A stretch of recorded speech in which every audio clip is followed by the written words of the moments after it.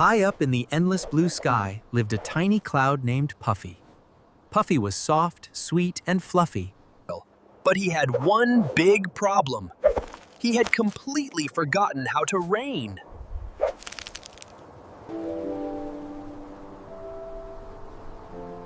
One afternoon, Puffy spotted a lonely, thirsty flower. It looked so sad and droopy.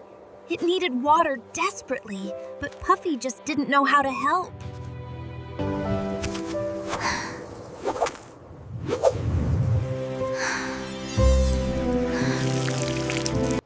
Puffy closed his eyes and took a deep breath.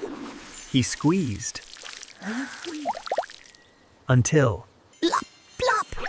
His very first raindrop fell. Like magic, the flower began to smile. And from that day on, Puffy rained with joy.